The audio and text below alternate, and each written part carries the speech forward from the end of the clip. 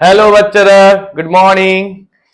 আজ তোমাদের যেটা বলবো, সরকারি চাকরির কিভাবে প্রস্তুতি নিতে হবে সেই সম্বন্ধে আজকে আমি ডিসকাস করব।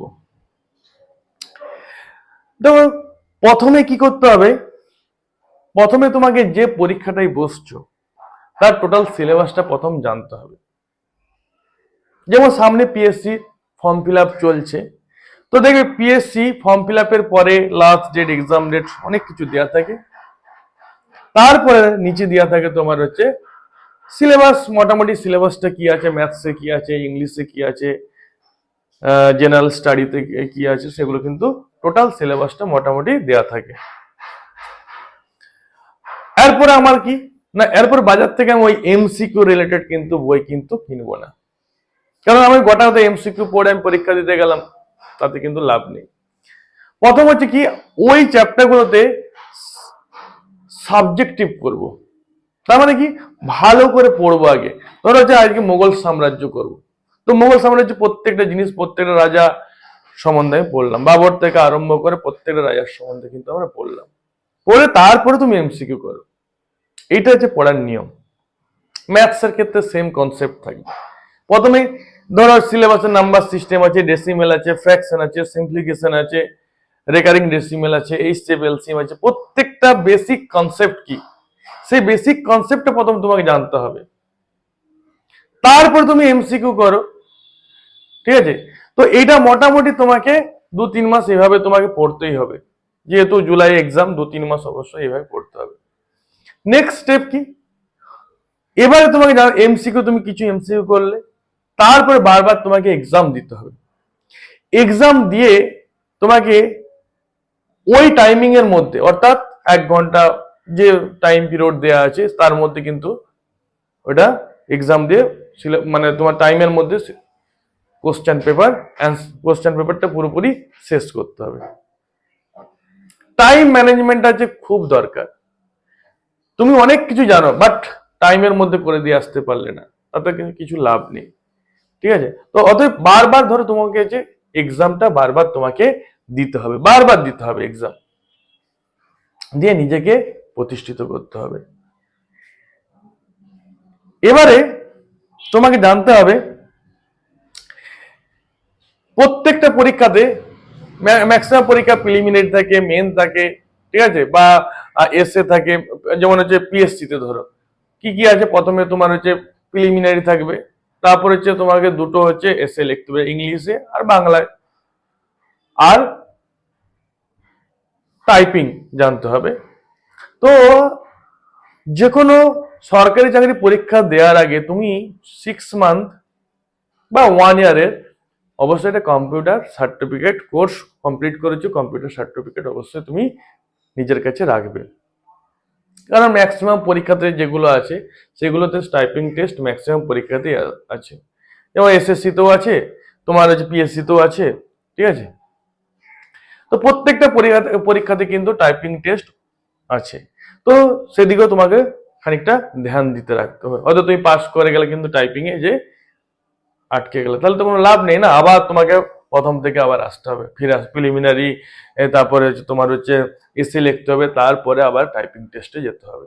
তাহলে অতএব কি, আমাকে প্রত্যেকটা জায়গায় কিন্তু প্রত্যেকটা ফিল্ডে কিন্তু প্রস্তুতি তৈরি করে রাখতে হবে, নাহলে কিন্তু অসুবিধা। পিএসসি ধরো, ডাব্লিউবিসিএস বলো, যে কোনো এক্সামের ক্ষেত্রে যা তার সিলেবাস ওয়াইজ আমার কিন্তু ফলো করতে হবে, কি সিলেবাসটাকে টোটালটাকে ফলো করতে হবে। এবং পড়বো আমি কিভাবে, দেখো আমি তোমাদেরকে একটা সাজেশন দিতে পারি। তোমার যখন পড়তে ভালো লাগবে তখন তুমি কিন্তু সেই টাইমিংটা, ধর 24 আওয়ারের মধ্যে একটা টাইমিং আছে, আমি ওই সময়টা পড়তে ভালো লাগে, ওই সময়টা আমার ঘুমোতে ভালো লাগে ঘুমাও, এই সময়টা আমার খেলতে ভালো লাগে খেলাধুলা কর, কোনো অসুবিধা নেই। কিন্তু 24 আওয়ার্স এর মধ্যে তোমাকে একটা টাইমিং করতে হবে, যেখানে ধরো দুবার আমি পড়তে বসবো, 3-3-6 ঘন্টা, 6 পার ডে, যদি 6 ঘন্টা করে যদি পড়াশোনা করো ঠিকঠাক করে, ঠিক আছে, চাকরি তোমাকে খুঁজতে হবে, চাকরি তোমাকে খুঁজতে হবে না, চাকরি তোমাকে খুঁজে আসবে।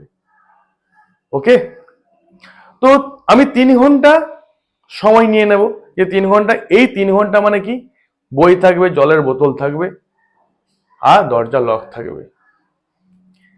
এই সময় কারো কথা ভাববে না, কারো কথা না। এই সময় তুমি শুধুমাত্র স্টাডি করবে। 3 ঘন্টা পর বাইরে বেরিয়ে আসবে। অনেকে কি করে, আধ ঘন্টা পড়লো, একটু মোবাইলে ফেসবুক দেখি। আবার অনেকে কি করলো, এই যে ঠিক আছে 15 মিনিট পড়লো, একটু সিরিয়ালটা দেখে আসি, এই সিরিয়ালটা চলছে কিরকম। ঠিক আছে, এটা কিন্তু পড়ার কিন্তু নিয়ম না।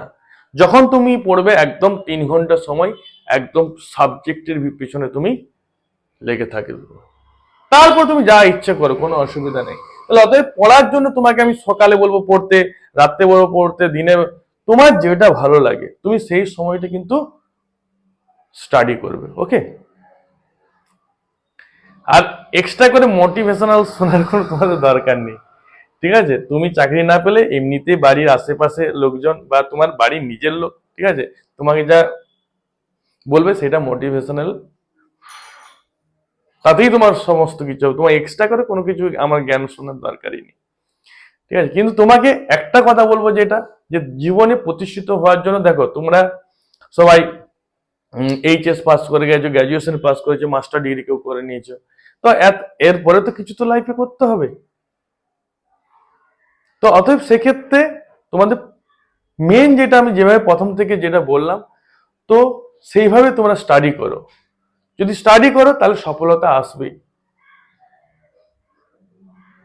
আর একটা যে কোনো একজন একটা গাইডের দরকার যদি মনে হয়, তখন সামনে তোমার বাড়ির সামনে যে ইনস্টিটিউট আছে, বা মনে হয় যদি অনলাইনে করবে, ঠিক আছে, যদি আমার ইনস্টিটিউটে যদি বলো যে স্যার আপনার ইনস্টিটিউটে আমরা ক্লাস করতে চাই, তাহলে সেক্ষেত্রে সেটা অফলাইন হলে দমদমে আসতে হবে, অনলাইন হলে সেক্ষেত্রে তোমাকে সামনে হচ্ছে তোমাদের কমেন্ট বক্সে হোয়াটসঅ্যাপ নাম্বার দেওয়া থাকবে, সেই হোয়াটসঅ্যাপ নাম্বারে তোমরা কন্ট্যাক্ট করতে পারো, বা ফোন নাম্বার দেওয়াই থাকে, ফোন করতে পারো। ঠিক আছে, কোনো অসুবিধা নেই তাতে। কিন্তু প্রিপারেশনটা, কেউ যদি এইচএস পড়ছো মনে হচ্ছে না আমার এখনই লাগবে, তো প্রিপারেশন স্টার্ট করে দাও। আমি তোমাদেরকে এটা শেয়ার করছি। আমার একটা স্টুডেন্ট ছিল, কমার্সের স্টুডেন্ট, দমদমের স্টুডেন্ট। তো কমার্সের স্যারের কাছে পড়তো, ওই স্যারই আমার কাছকে পাঠিয়েছিল। ওই কমার্সের তোমার হচ্ছে কি যেন অ্যাডভান্স ম্যাথস আছে, সেই পেপারটা আমি পড়াই আর কি। তো ছেলেটা খুব গরিব ফ্যামিলি থেকে বিলং করতো।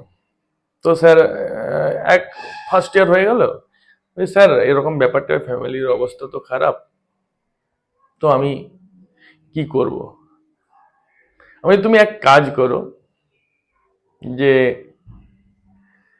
10+2 লেভেলে সিএইচএসএল এর একটা পরীক্ষা হয়, সেই পরীক্ষাটা তুমি দিতে পারো। স্যার সিলেবাস কি, কবে কি হয় না হয় আপনি একটু বলবেন। আমি ঠিক আছে বলবো। দেখো একাডেমিক লাইনে তুমি কমার্স পড়ছো, মানে ওই জিনিস কিন্তু এর মধ্যে কিন্তু থাকবে না। তুমি 9-10 যা পড়েছো এগুলো কিন্তু সিলেবাসে থাকবে। তোমার মোটামুটি আমি সাজেস্ট করবো যে এইভাবে করতে হবে। ঠিক আছে, বা তুমি পারলে যখন সময় পাবে তখনই আমার কাছে আসবে, যে সিলেবাসটা কি কি করে আমি পড়বো, কিভাবে কোথা থেকে স্টার্ট করব। সেই ছেলে প্রচুর পরিশ্রম করেছে, হেভি পরিশ্রম করেছে, করে মনে হয় 1 থেকে 1.5 বছরে, মানে ওই গ্র্যাজুয়েশন চলাকালীন, অর্থাৎ থার্ড ইয়ারের এন্ডিং এ বা থার্ড ইয়ারের আগে কিন্তু সিএইচএসএল এ কিন্তু পাস টাস করে যখন বেরোলো, গ্র্যাজুয়েশন কমপ্লিট করলো, তারপরেই মনে হয় জয়েন করলো সেল টেক্স ডিপার্টমেন্টে। ওকে, তো অতএব এরকম অনেক কাহিনী আছে। তো ভালো করে তোমরা কিন্তু পড়ো। ঠিক আছে, নিজের জীবনে প্রতিষ্ঠিত হওয়ার জন্য পড়ো। এই না যে একটু পড়বো, ঠিক আছে আমি তো ইনস্টিটিউটে পড়ি, ও আমি মানে চাকরি পেয়ে গেছি, কিন্তু এটা না। ইনস্টিটিউট তোমাকে চাকরি দেয় না, তোমাকে নিজেকে, ইনস্টিটিউট তোমাকে পথ দেখাবে, তোমার কি হাঁটার দায়িত্ব তোমার, হাঁটার দায়িত্ব কিন্তু তোমার। ইনস্টিটিউট তোমাকে পথ দেখাবে। বারবার বলছি, কোনো ইনস্টিটিউট তোমাকে চাকরি দেবে না, যে কোনো ইনস্টিটিউট হোক, তোমাকে চাকরি দিবে না। তোমাকে সেইখানে চাকরির জন্য কিভাবে প্রস্তুতি নিতে হয় সেইটা কিন্তু তারা শেখাবে।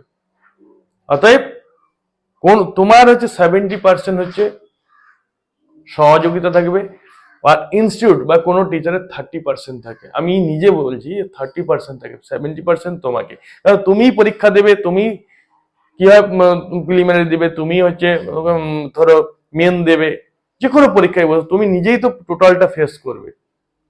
টিচার তোমাকে হচ্ছে সাহায্য করবে, তার দায়িত্ব, তার অবদান হচ্ছে 30%, তার বেশি কিন্তু না। 70% তোমার দায়িত্ব। ওকে, অনেক কিছু কথা বললাম, তো তোমরা অলরেডি প্রস্তুতি শুরু করে দাও। চলো, টাটা, তোমাদের জীবন ভালো হয়ে উঠুক। ওকে, টাটা, বাই।